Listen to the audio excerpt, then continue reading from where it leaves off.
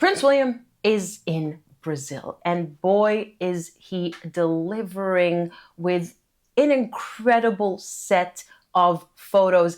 You know, the thing about William is he has been recreating photos that his mother had taken on a visit to Brazil many, many years ago. And unlike when Meghan does it, which, you know, it's creepy. She's not your mom. You've never met the woman. You have no idea who she is as a person. And you basically pretend that you're a reincarnation of her who talks to her from beyond the grave. It's giving all sorts of creepy. It's giving Oedipal complex, seeing as she's married to her son, etc., etc. When Prince William recreates photos, to me at least, it's very heartwarming. It's touching.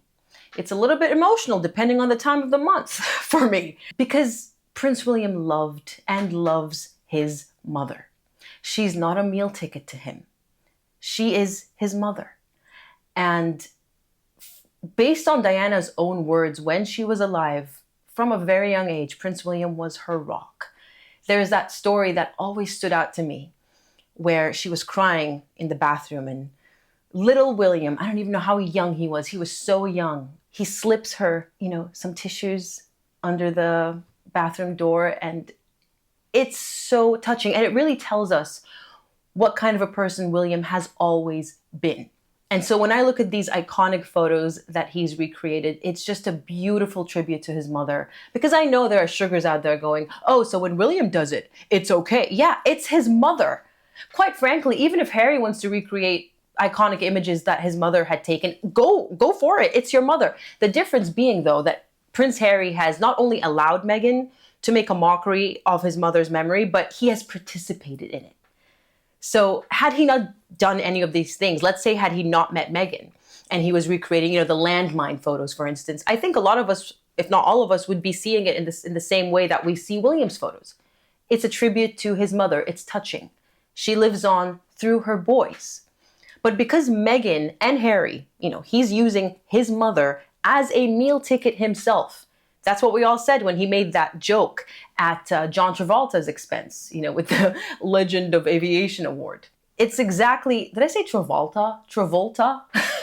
He accused him of doing exactly what he and his wife have been doing for years now and continue to do. Paris video, anyone? In any case, this photo in particular is my absolute favorite. I saw it and I gasped.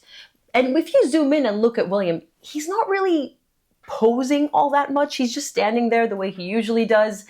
And I'm not talking about it from, you know, a fawning fangirl, you know, perspective. I just think he looks regal.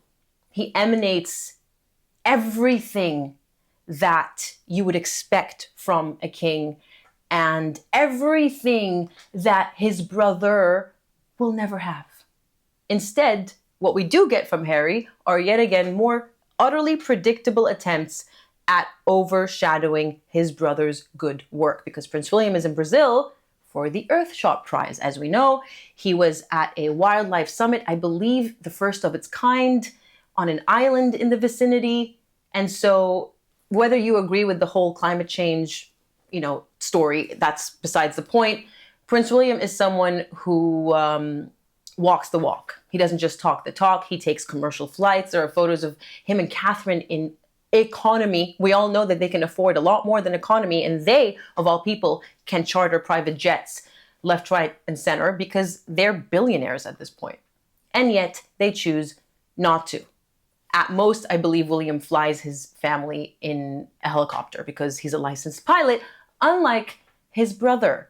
Correct me if I'm wrong. I think he's a co-pilot. That's the maximum level that Harry has attained. On a lighter note, I'm not sure if you've all seen the interview that Harry gave to this comedian called Hassan. What's his name? Don't remember his surname, sorry. But I actually sat through it, and I'm surprised I did because I really don't have the bandwidth to sit through an hour-long interview with Harry. But Hassan literally spent the first few minutes, the first part of the interview, the introduction, making a mockery out of Prince Harry, the almighty dragon slayer, to his face. There's a moment in the book that really shook me to my core, and it was this quote. Each year I receive from Pa an official clothing allowance, but that was strictly for formal wear, suits and ties, ceremonial outfits. For my everyday casual looks, I go to TK Maxx, the discount store. Bro, I'm sorry you had to go through that. I know. You know what? It was hard. And that's what kept me hooked. And I'm really, really, really glad I went beyond this point, because deep within the interview, Harry forgets his wife's actual real name. And no, I don't mean Rachel. There's a word for that, isn't there? When you as a company, you've created something pretending that it can provide this kind of a service when actually it can't. What's it called? What's that called? What's the word? Yeah, I was such a fraud. Fraud. Fraud. That's the one. Fraud. That's it. Fraud. Bingo. Fraud. There we go. Thank you. You said it. At another point, Harry struggled severely to say out loud the very inconvenient truth. What do your kids think you do? Unemployed, Harry. That's a good question. What do they think that I do? Yeah, the word you're looking for is unemployed. What do they think Dad does? They know. They know. What do they think you do? No, they're all they. What do we have to spell it out for this guy? Okay. It's like, you know. Do you think he got it? Just stop. Just stop trying to make Sussex happen. It's not going to happen. I mean, Meghan's practically given up and accepted the reality of her full circle journey from Z-list wannabe influencer, failed actress who was only good at portraying herself, to literally being, from a royal duchess back to Z-list wannabe influencer who is literally playing herself. Ironically, in a movie called Close Personal Friends, a concept which is entirely foreign to the likes of Meghan Markle. Yes, it appears that the woman who once looked down at Hollywood, and she wouldn't be wrong in doing so, seeing as royalty is eons away from anything that a Hollywood celebrity could ever aspire to, she is now apparently going to make a return to acting in a huge film with Lily Collins and Brie Larson 8 years after quitting Hollywood. Now, let's just stop here for a second, okay? Somebody explain to me for the bazillionth time, like I'm 5 years old, how you can quit something you were never a part of.